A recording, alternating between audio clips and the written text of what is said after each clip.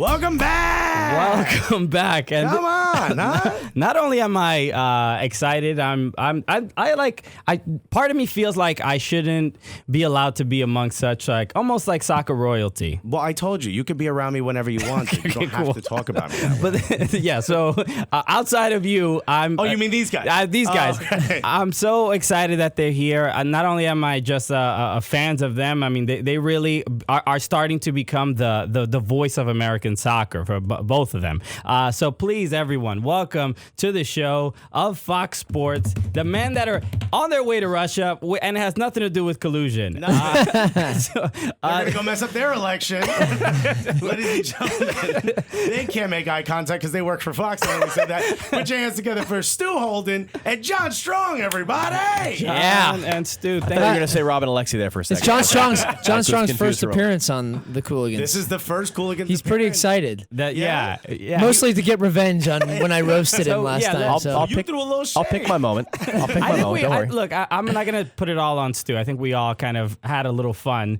So the last time when we met at MLS Cup and we were talking about the call after Michael Bradley scored the goal against Mexico at the Azteca, and we had a little fun because John Strong's voice it reached the peak. You didn't know I had that range, we know. did you? But also, now that you're here, we want to congratulate you on reaching, what's that called when you're a teen? Puberty. Wow. I can finish your punchline for you today if you need. That's fine. I swear. I was going to say bat mitzvah. I'm like, that does not sound right. You're 0 for 2 on that one. Yeah. So, yeah, we did make a couple jokes at your expense, and you weren't there to really defend yourself. Which is the way we like to do it. Yeah, I was going to say, I'm not surprised. But can we also clarify that we ended it saying it was an epic goal call? I will say this. I am as embarrassed by that call as by anything I've done. I can give you a 10-minute explanation of exactly why it happened. However, in saying that, I got more positive feedback from people for that than maybe for anything else I've done. I mean, even I got an email from Arlo the next day. Dude, that was epic. So that's the irony, is sometimes the things that we're like, oh my gosh, that was the worst ever, people seem to love. So that's where I've learned to enjoy it and embrace it. And that was like 4 years ago, wasn't it, by the way? Was it really? It feels like it. Remember that time we didn't Remember that time we didn't qualify for the World Cup? No, I don't. Wasn't on our watch. They got results in the games that we did. They did, yeah. You make a good point, though, because perfection is boring. You know what I mean? If you get it right every time, that doesn't really do anything. That doesn't. That's why I'm the most entertaining broadcaster. But the lack of perfection.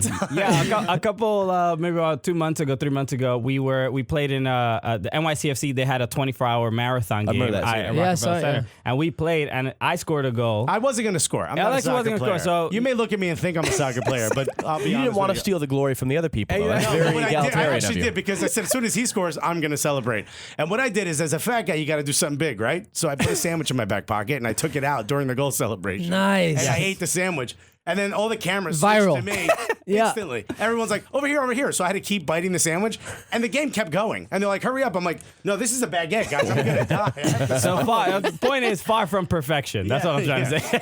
My technique was perfect for sandwich eating. All right, so let's get started with the fact, both of you guys are going to the World Cup. Both of you have not been to the World Cup before. Not a men's World Cup. The men's World Cup. Not as a broadcaster. Not as a broadcaster, World correct. Cup. Player, Women's World Cup. Is there any anxiety, nervousness about? Yes. Short answer? The honest answer is that from the turn of the year, I would have daily, not an anxiety attack, but like a rush of genuine anxiety. And in the last couple of weeks, it has shifted, and I'm not sure how or why, but it shifted to more excitement.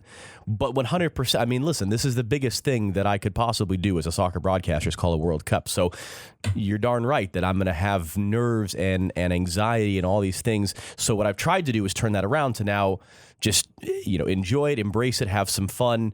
Don't let it get to me, and he's experienced this next to me. I have let the anxiety and the nerves of big games or big tournaments get to me in a bad way in the last couple of years. And so that's one of the big things I've actually worked on, is trying to get myself in a better mental place for the sake of, this is climbing Mount Everest for me. This is terrifying and exhilarating at the same time. So trying to have more the exhilarating side of it and less the terrifying side. People don't think about that. Most people think of the stress the players are under, the stress the coaches are under. People don't think about the commentators. They don't think about the color commentators and everyone else. And not that listen, you don't need to have sympathy for me. This is the greatest thing I get to do. It's amazing. But absolutely, as someone who has spent my entire life wanting to be a broadcaster, someone who spent my entire life as a soccer fan, getting to call a World Cup is the greatest thing I could possibly be doing. So there's absolutely going to be an emotional reaction there. As I said, that's the trick, is to be able to just put all that aside and realize, oh my God, what an incredibly fun, special opportunity I get to have. And I get to do it with one of my best friends. And I get to have a friend of mine that I've known since middle school. He'll be on my right. Eric, my friend since middle school, will be on my left. Shaw, who's been my producer for 6 years now, is behind me. Like I have these great people around me. So there go all the nerves now. Now they're all gone. And I'll drink a little bit before each game. It'll be great. Perfect. It's interesting because, like, usually with this large of a platform, like, the players usually use that opportunity to kind of be more expressive and do things because they know it's like a bigger stage. So, like, I would love sandwich to see, eating, sure. Yeah, I mean, I would love to see John Strong with like a Pogba design in his hair. Like, maybe on the opening segment of our first game, you can pull out a sandwich. The next 2 weeks. How does that work? Please, that would be awesome.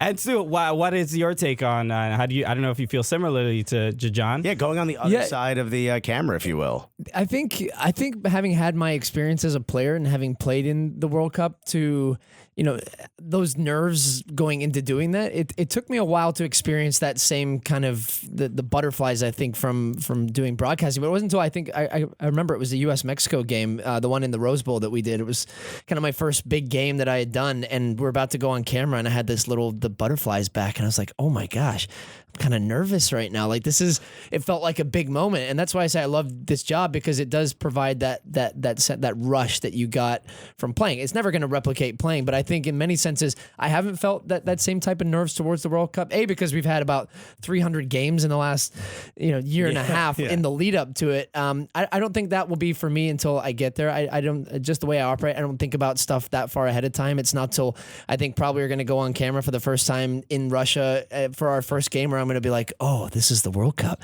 And you feel the energy. And that's what I always fed off of as a player, was feeling the energy in the crowd and teammates. And that's what I loved the most. That's what made me perform at my best. So I think when I get in those situations, it kind of that instinct kicks in of what I've done my entire career. So to say I'm not nervous is a complete lie, but to say that I've been thinking about this for the last 2 years of what this is going to be right now, I definitely haven't. Yeah, I mean, if somebody tries to 2-foot you, it's this guy. If Johnny Evans comes out of the tribunal, I mean, then I might get a panic attack.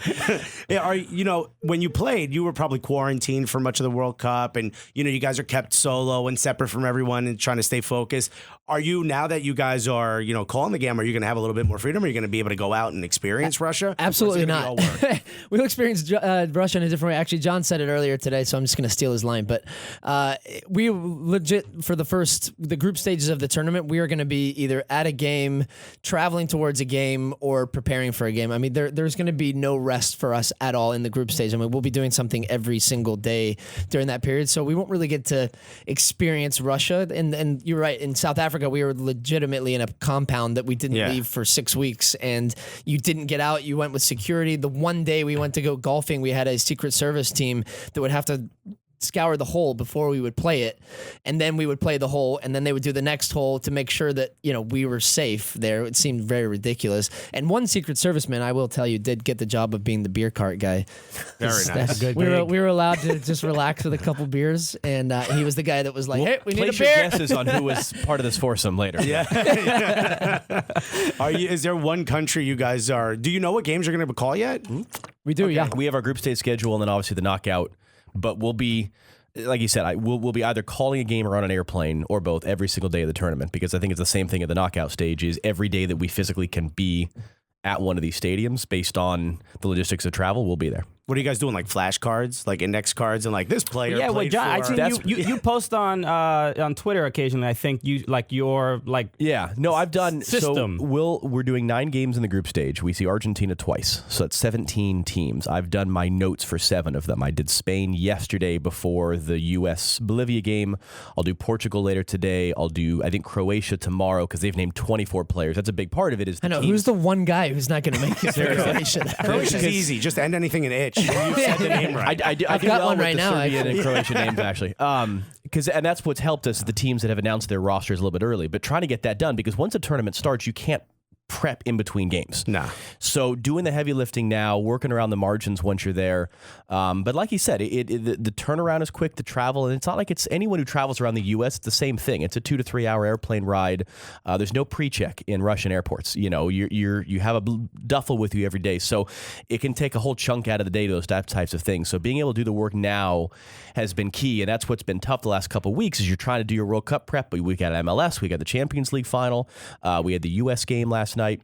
So now that that's through, it's more of a direct runway now to be able to, by the same token, not lock ourselves away in a bunker and prep because, you know, we've both got families, we've got kids, you're going to be gone for 40 days. So you try to balance all those things that once you get there, then it's showtime. But listen, by the same token, though, I would not want to have days off. I'm at a World Cup. I want to be going to these games. You know what I mean? I don't want to be sitting around in Moscow. That's what we told our bosses. Like, what museum should I visit today? So that's we said that though, didn't we? When they did the draw, and we day said before to our the draw, bosses, I sent we're an like, email. Stick us on any possible game we can be on. We sure. And they did. Don't worry. Just absolute, just consummate professionals, because I think we are prepping for this interview right now as we speak. I'm looking down.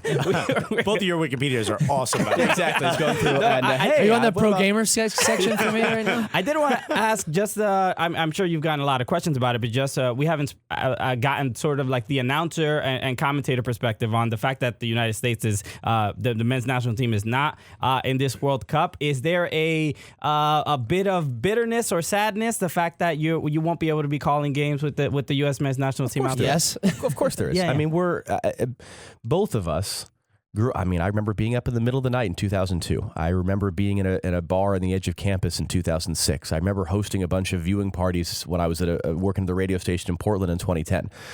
Of course, it's devastating. It was devastating in October. It's even worse now. There's no doubt about that. But this seems like a contradiction, but it's not. By the same token, it does not take away your excitement for the World Cup. You know, and if anything, one of the unintended consequences is that, let's say for the sake of argument, the U.S. was playing on the third day of the tournament. Well, now we don't get to call Portugal against Spain because we got to be in place in that city where the U.S. is playing the day before. So in that regard, we get the best of the World Cup. But of course, that's calling U.S. games at a World Cup is the one chance you get as a soccer announcer to get that sort of Sunday night football type audience. Now, we might still get it by the end of the tournament for the final. Well, I think no one knows exactly how that's going to pan out. But you're upset about it. There's emotions. Of course there is. As fans, but also as someone who loses out slightly on a professional opportunity. And we don't know. Qatar 2022, who knows? If I'm going to be there, if he's going to be there, what's going to happen? So bring your own air conditioner. But it doesn't. It'll be in the winter. It'll be like at least 3 degrees cooler.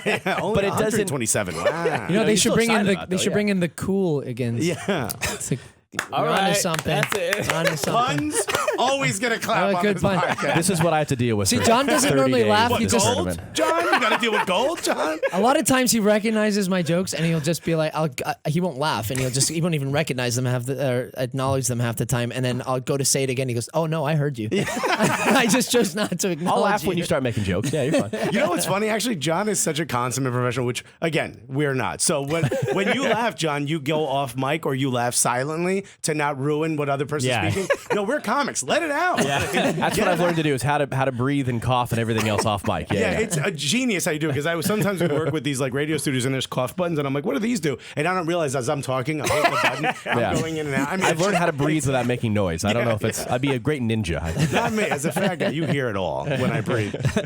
You have to study up, John, on a lot of the names and stuff. You're more of the color commentator, right? You're more of He the hasn't sort of done anything. Right, you don't have to do that. I don't right? study at all. This is our relationship. I'm the guy who kind of does a lot the of the John Strong. preparation. He I'm the shows John up. Strong. Yeah, that's the number 6 on Portugal. It's a good player. I know. Wow, look at what this guy's wearing. But he's tucked inside. Yeah, he's doing really well on the right. I think that's actually the biggest misconception when it comes to analysts in that, you know, the prep that goes into being good. I think to be able to prepare yourself to do the work ahead of time, because I know when I've done the work that I need to do the game feels so much easier for me. I know what to expect. I know what I'm looking for. I know why something is happening because of the way that a team has played. So in reality, I find myself watching more soccer than I have in my life. The good thing is I love doing it, and I've always watched the game. You have players that don't watch the game, and soon as training is done, they go home. They're with their families. They don't turn on soccer for a second. I was the guy that went home and I watched, on a Sunday, I would watch the 3 games in the Premier League. I would watch then Spanish League, and then I'm watching, MLS at night. I would watch it all day long. So I think that helps. But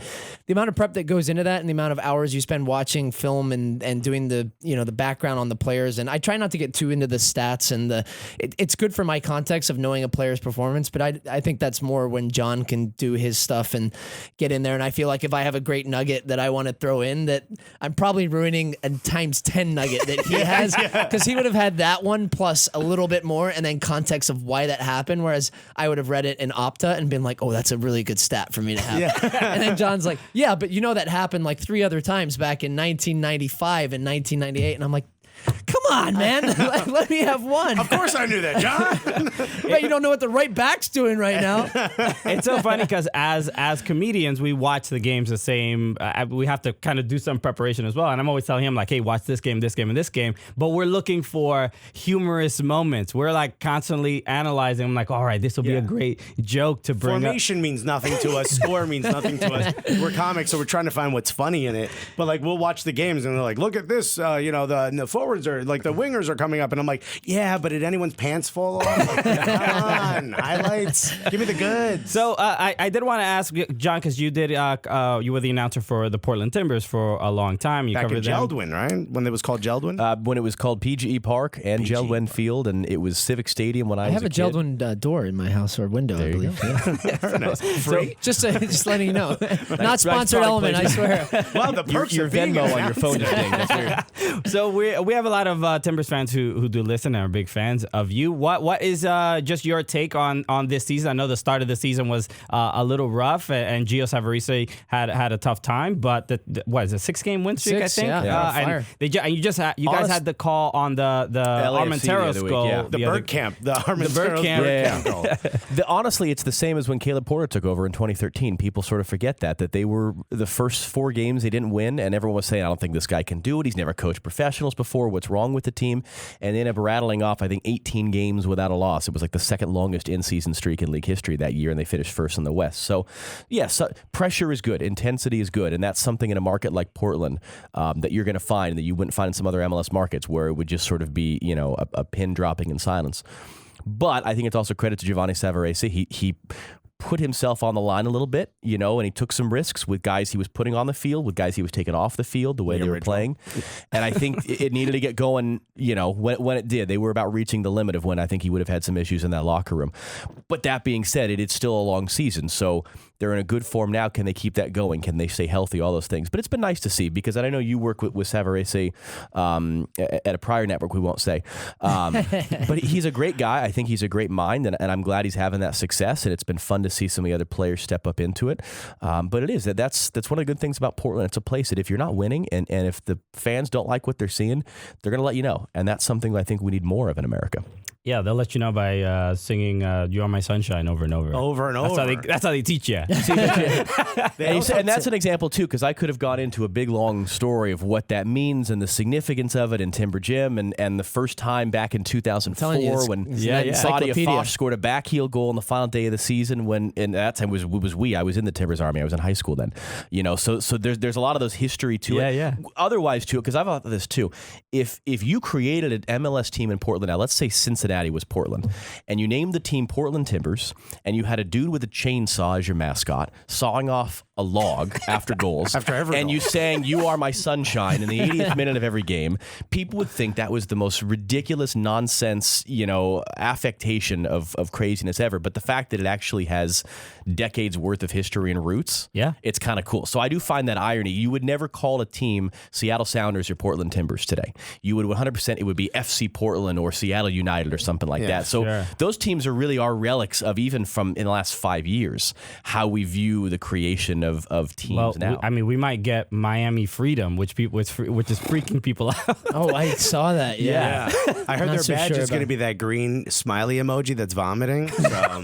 Did I move far away from the microphone so you couldn't hear my reaction? Did that work? You also played over at Houston Dynamo. Do you guys you guys call so many games. You guys focus on so much. You obviously were a big Timbers fan. You obviously played for Houston. Do you get a chance to sort of be fans ever? No. Yeah.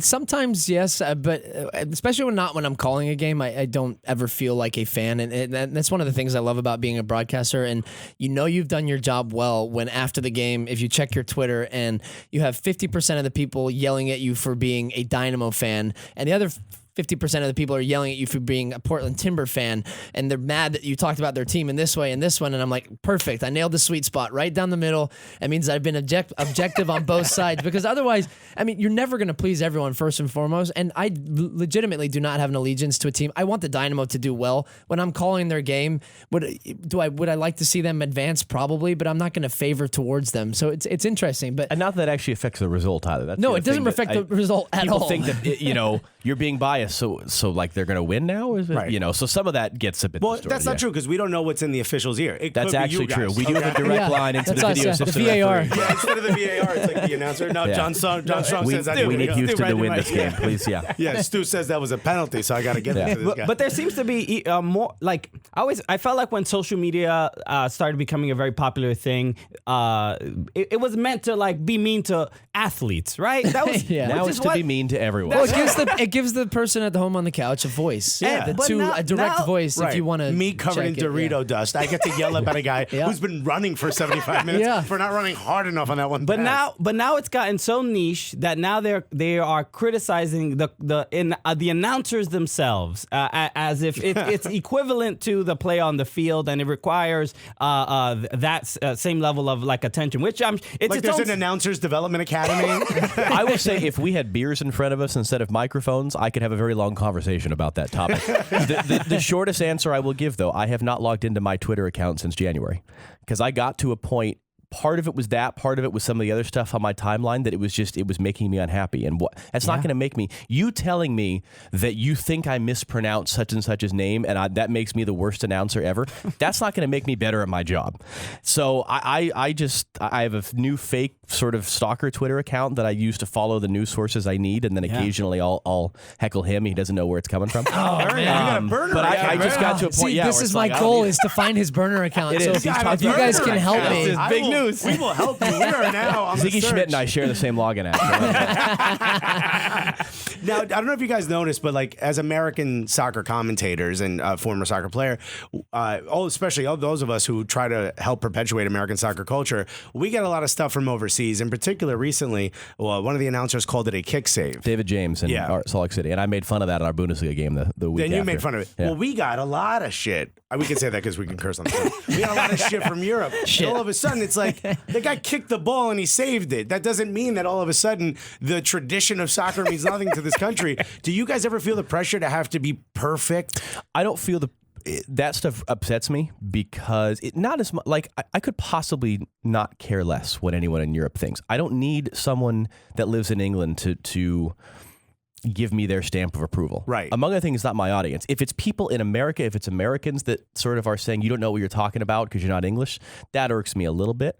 But that's part of it. I talk about my Zen place and sort of those anxiety moments I've had through the spring. It's getting to a point where I don't care. It's not a contempt for the audience, but it's like if you're going to get hung up on the pendantry of a kick save or even the use of soccer, PK, football, or yeah. PK things like that, who cares? If you're going to hang your hat on that, if that's the card you feel you need to play to make yourself feel superior to everyone else, I just don't have time for that. it's like the soccer and football thing. Yeah. You know, So annoying. you just might as well just run around in circle for for an hour. You know, it's just the same thing. One guy's gonna say soccer, one's gonna who cares? And you know what? I interchange them. sport. I was born in Scotland, and I grew up with football. you can and hear it in was his voice, can't you? Football. It was football.